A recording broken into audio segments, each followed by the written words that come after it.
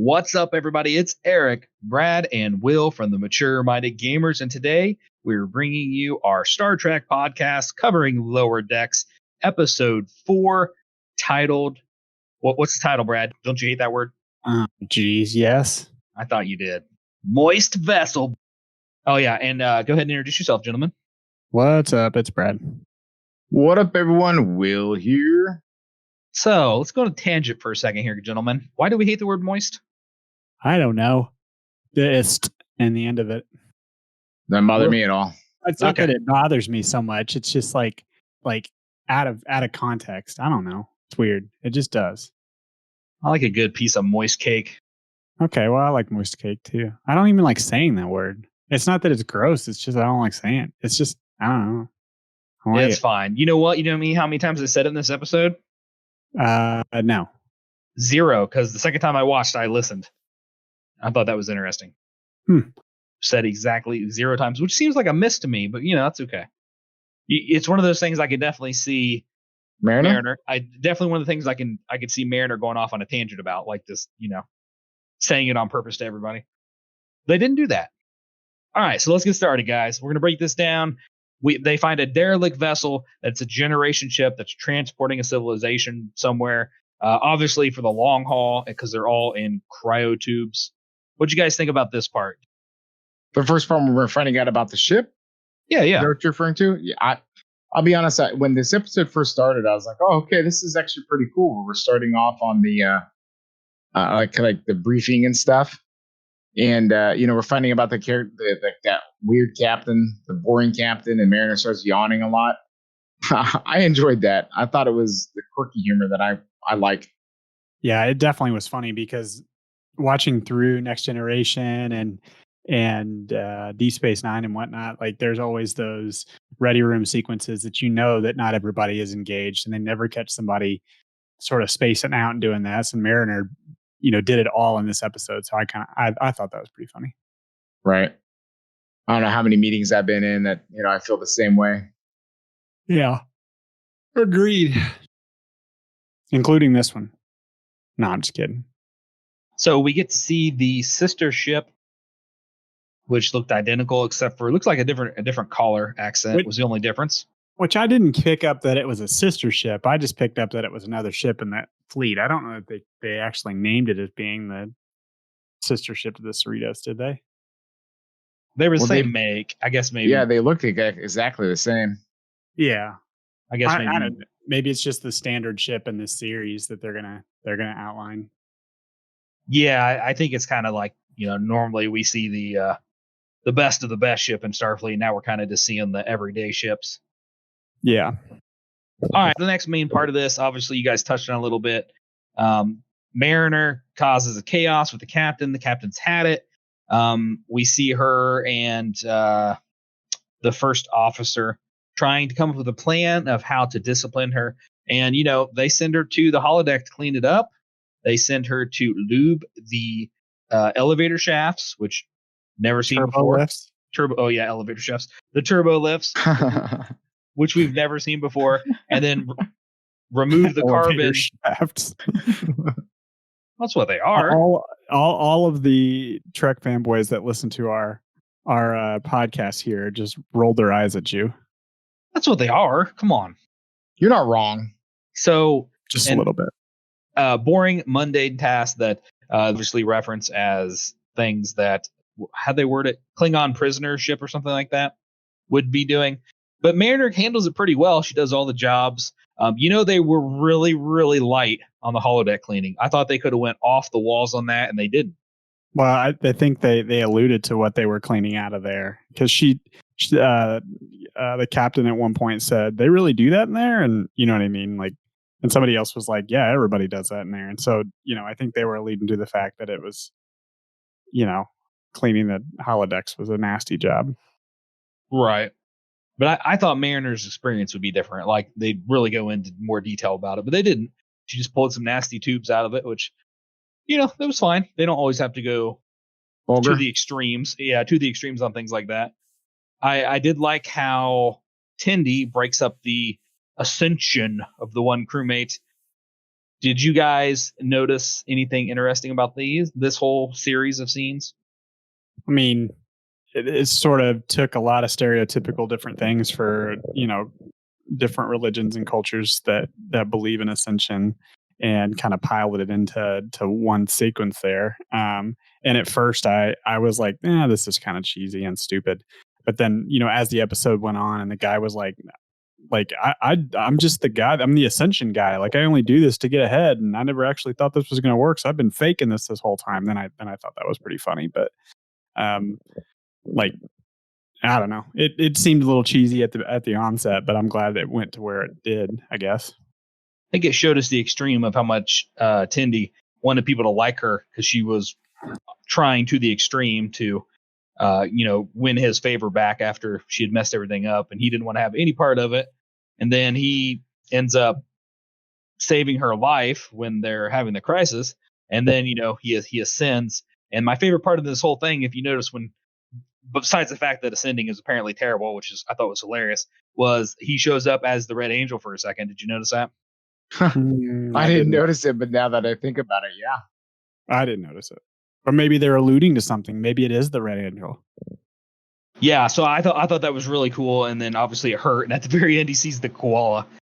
And it's the koala. Why is it staring at me with a smile? Oh, I just thought that was freaking hilarious. I guess I didn't understand that part with the koala. I didn't either. I was going to ask you guys if that made any sense to you in the Trek universe. It did not ring any bells with me. I don't think it was meant to. Yeah, I kind of didn't take it that way, or I kind of took it that way too. All right, so next up we get the whole mother-daughter relationship. I believe this is the first time that she's ever called, or they've ever acknowledged their relationship, other than when Captain Freeman was talking privately in her ready room with her husband about Mariner. I think it's the first time they've ever actually acknowledged it together. We get obviously Mariner given the Vulcan peace sign, and we've seen that in a couple of different previews, and that was pretty hilarious. And my favorite part is when Boimler does it to her when he's leaving, as like, oh, I'm gonna go clean the break room or whatever he was doing, some mundane task too, but it wasn't as bad as the one she was assigned. So he was all like, peace out. Well, what do you guys think of their relationship? They really seemed when times were bad, they worked really well together. And I think they both kind of almost impressed each other a little bit. It was good to see some of that mother-daughter relationship there, and to see why they kind of are at each other's throats at times. But I don't know that I picked up an extreme amount here, aside from the fact that the apple doesn't fall far from the tree, really, when push comes to shove. Yeah, so that's what I was gonna say. Is they're a lot more alike than they want to admit. I think obviously her rebellious nature is because her mom wants to see her succeed, and she won't let up on her. And it was good to see that that reasoning on why she is the way she is with the attitude and stuff. So we get the captain of the sister vessel. I cannot think of his name right now. Not liking that he's not in the spotlight, and so he moves the ship closer, and they end up pulling part of the ancient vessel apart, and it breaks the terraforming fluid. This is a callback to Search for Spock and Wrath of Khan, where they have the generation device. Not generation device. The what's the thing Genesis? called? Genesis, yes. Where they have the Genesis device. This is a callback to that, being able to terraform on the fly almost, because this is the liquid history ships. We see it growing plants and grass and turning into an ocean with coral and everything like that. Okay, so this is something that I noticed, and I could be completely off on this, but when Boimler is trying to be the bad boy, he spills his coffee on Jack Ransom's crotch, right? Mm-hmm. Do you guys think that's a way far call back to the Next Generation, where that officer who is helping LaForge dumps her coffee on Picard? Yeah, I did not correlate those two things. I didn't even remember that, to be honest with you. All right, I think it was probably just me. I was trying to figure out how to way to put it together. I didn't know if she was the same rank as what Boimler would have been at that time, because I couldn't remember what she was. I thought she was an ensign, but I wasn't sure.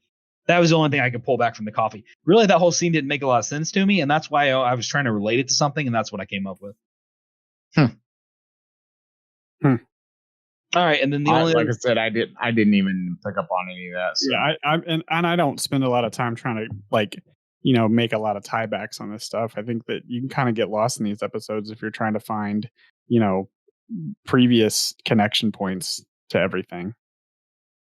It's like when Moimer was talking about it was, what did he say, the Traveler or the Q?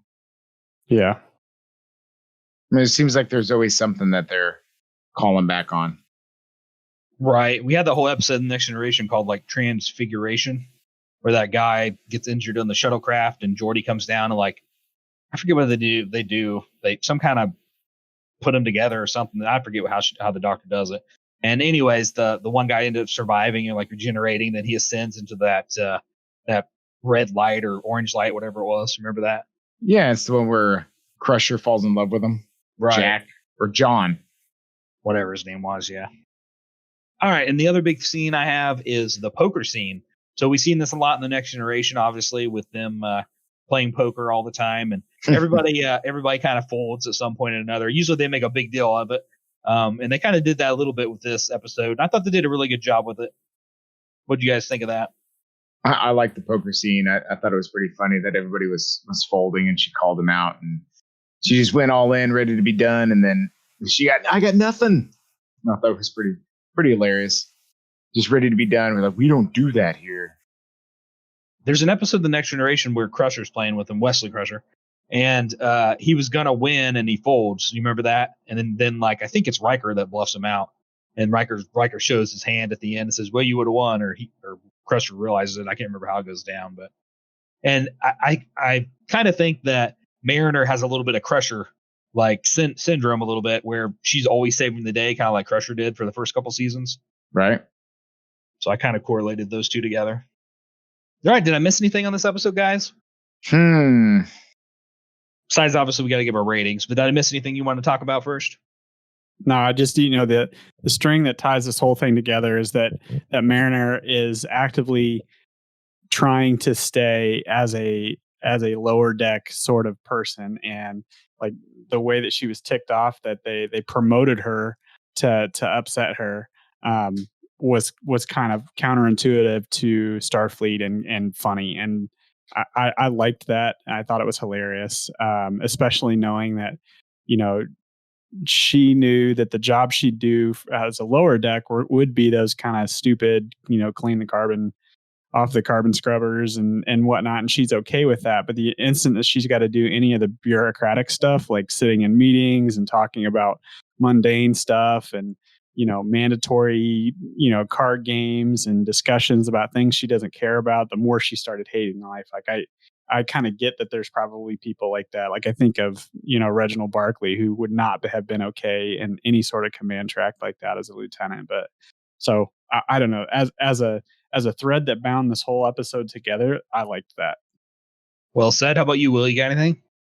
To be honest with you, not really. I think this is a pretty good episode. One of the things that we didn't talk about that I liked was I liked at the end when, the guy finally did ascend, how he was all pissed off about it and it was hurting, and until he was all like, "I'm sorry, I didn't mean to make you ascend," but that's what their whole goal was the entire episode.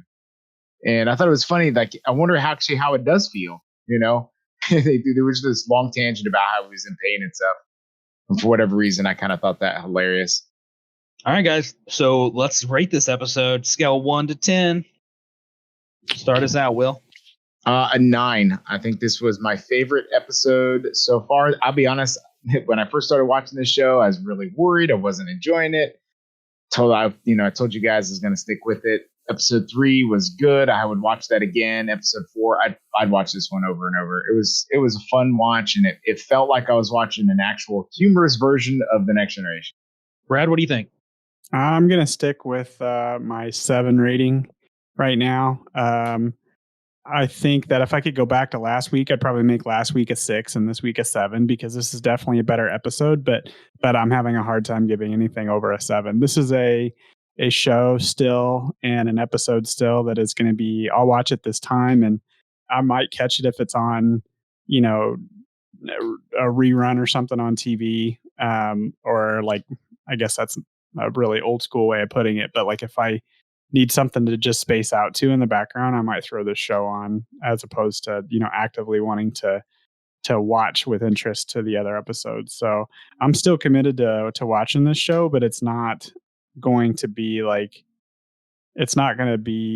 something I'm going to, so far, it's not proven to be a series that I'm going to like revel at. I'm going to give you wouldn't watch this one over again. Well, I mean, I wouldn't be sitting there thinking, gosh, what do I want to watch today? Oh yeah, episode 4 of Lower Decks. No, that's probably not going to be. But I mean, if I were over at your place and we were playing cards and you're like, hey, let's put this on in the background, I'd be like, yeah, sure, let's do it. Yeah, I mean, we've talked about this to length in the other podcast. This is just not your normal Trek. This is the casual. This isn't. I mean, we're not texting each other like we were with Discovery, right, Brad? I mean, every episode, right. First text, have you watched it yet? Oh my God, like this happened and this happened, and it's just not that show. And I get that we're not going to get that with a show ever, I don't think. And I'm fine with it. This one actually is a little bit lower for me than some of the other ones. Though it was more of a standard Trek episode, it had less humor, and I don't know. I want humor out of this, so I'd give this one probably an 8. So solid episode. It was good humor. It was good, but I don't know. I feel like they missed a couple key parts. It was almost too campy on this one. Too much, oh yeah, they've done this and they've done this, and they didn't quite take it to the level of humor that I would have wanted out of it, I guess. It was good though. Don't get me wrong. I mean, 8's great, but some of the other episodes I just thought were a little bit more of what I want out of the show. Fair enough. All right, guys, make sure you check out all of our content on our website, maturemindedgamers.com. We do board games, video games, Star Trek, and much more. Have yourself a great day.